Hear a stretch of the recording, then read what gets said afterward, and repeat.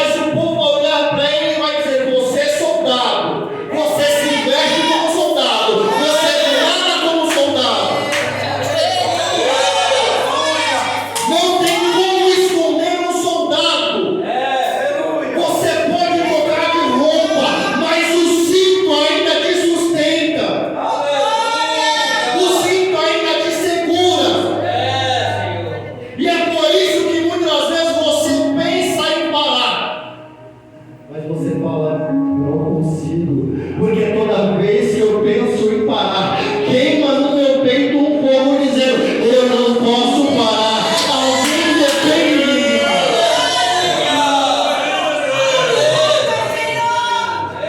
Por quê? Porque quando você tem um cinto, você sabe que você não está mais sozinho. A Bíblia vai dizer que existia alguém que veio para os teus, mas os teus não receberam. Aí ele vai olhar para o povo que estava carente e vai dizer: eu vou adotar vocês para mim.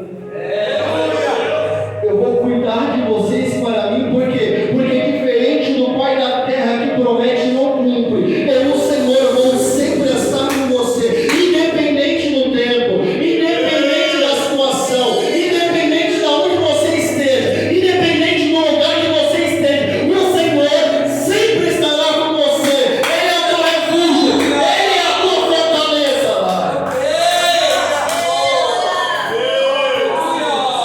E tem gente colocando a confiança em carro, tem gente colocando a confiança no que tem. Só que quando você coloca sua confiança em carro, o carro quebra. Quando você coloca sua confiança em pessoa, as pessoas falham. Quando você coloca confiança no dinheiro, o dinheiro acaba. Mas quando você coloca confiança no Senhor, eu nunca vi um justo ser repreendido pelo Senhor. Eu nunca vi um justo sem resposta. Eu nunca vi Deus falhar com ninguém. Eu nunca vi alguém clamar por pão e o Pai não dar palavra.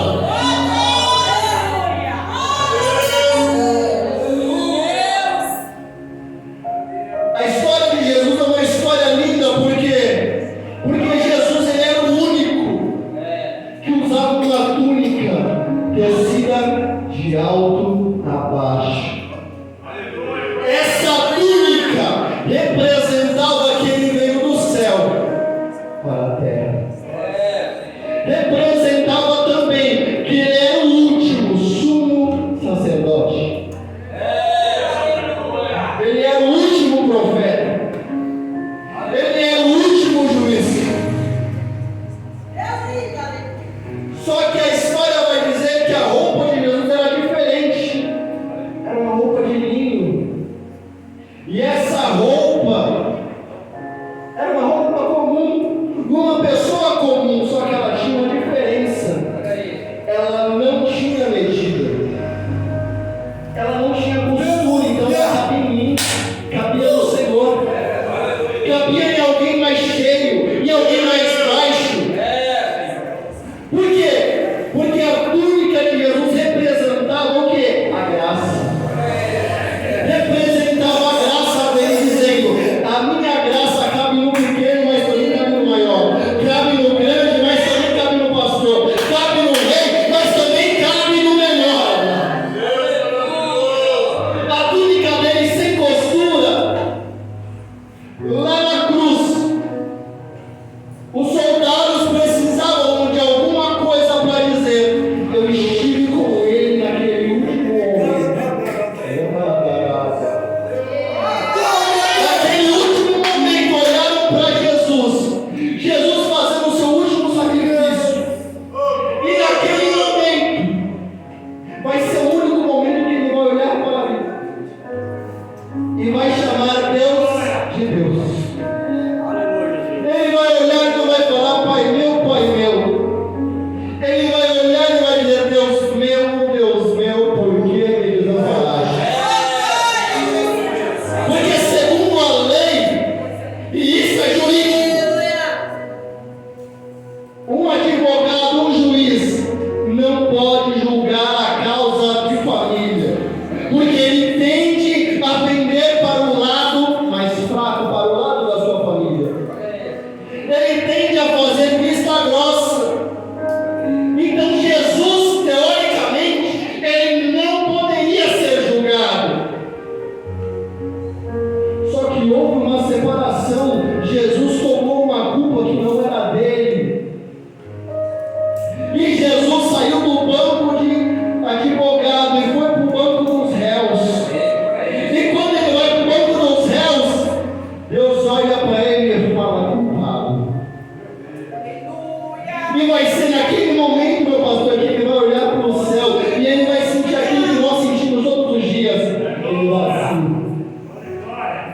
Ele vai olhar e vai dizer: Deus meu, por que me desamparaste?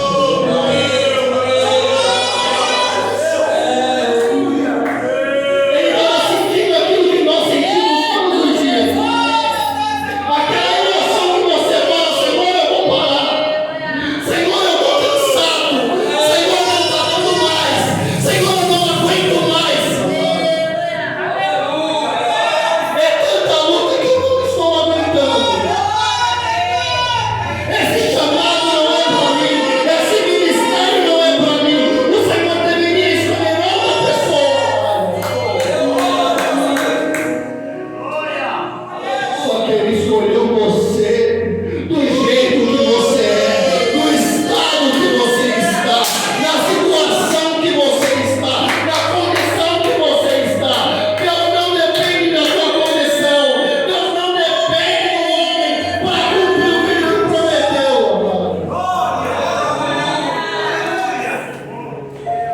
Ele não depende do homem para cumprir uma palavra, porque quando Ele lança a palavra, Ele é fiel para completar a boa obra.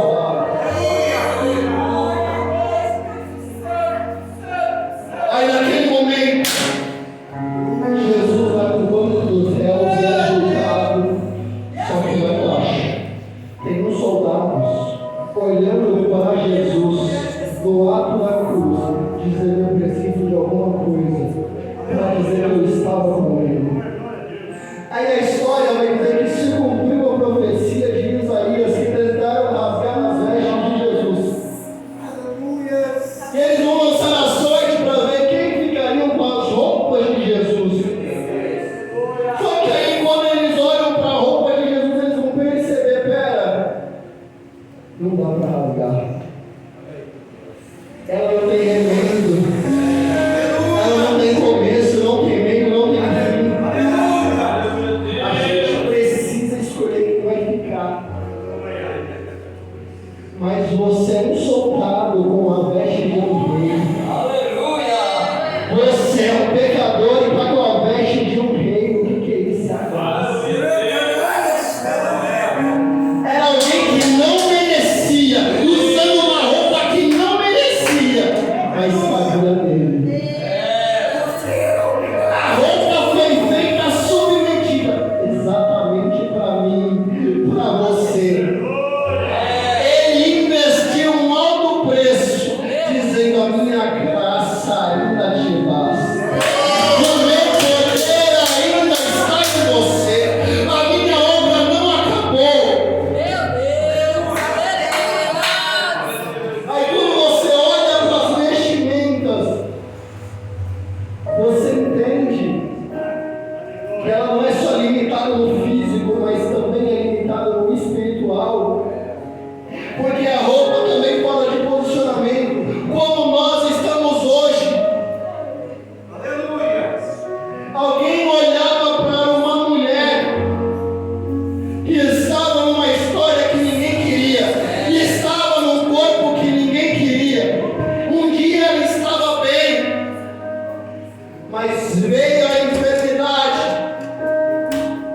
Enquanto uns estavam recebendo bênçãos do céu, alguém estava ficando enfermo. 12 anos com a mesma roupa. 12 anos longe de todo mundo. 12 anos numa história que ninguém queria. E talvez a oração dela era: da minha vida. Só que enquanto você tem para fazer, você fala: eu consigo, eu vou, eu posso, o Senhor não vai fazer nada. Ele tira até a mão. Eu aprendi que é muito mais fácil Deus fazer alguma coisa na minha vida quando eu estou em serviço. Essa mulher, ela tinha de tudo, mas não tinha saúde. Alguém olhava para ela e dizia: se você for para o fulano de tal, ele vai resolver. O problema de você ter recurso não é você ter o recurso, é você tentar e nada dar certo.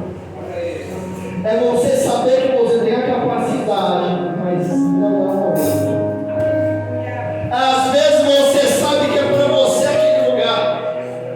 Você sabe que esse sonho que está no teu coração é seu. mas ainda não é chegada a hora. Aí a gente quer apressar a mão de Deus, dizendo: Deus, se você não fizer, eu saio da igreja. Se você não fizer, eu não aguento mais. Deixa eu te falar uma coisa: Deus conhece o meu e conhece o teu limite. Se a vitória não chegou, é porque o teu limite está muito longe. Ele está dizendo: já mergulhar um pouco mais. Você ainda aguenta um pouquinho mais de água. Água no joelho não está na hora de parar. Ele vai falar: está na hora de você mergulhar mais uma vez. Está na hora de você ir para um pouco mais fundo. Porque a gente acha que a gente vai ser usado por Deus, dizendo: Senhor, me usa. Só que quando Deus ele começa a quebrar o vaso, quando ele começa a moer o vaso, aí você fala: Senhor, está tão difícil. E é naquele dia, qual dia? O dia que você está querendo parar. O dia que você está falando: Senhor, hoje eu entrego. Alguém vai lembrar de você: você é vaso, você é escolhido e você tem azeite. Enquanto você tem azeite, você vai transbordar outros vasos. Aí a história vai dizer que essa mulher tentou de tudo durante 12 anos. O Talmud vai dizer que existiam 12 curas. Desde uma água com linho, desde andar com uma colher de avestruz na boca pela cidade, rodeando durante 12 meses. E a gente acredita em muita coisa.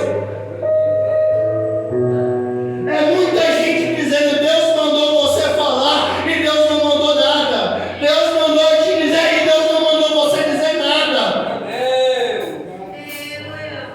Às vezes você fala assim: Senhor, será que o Senhor mandou?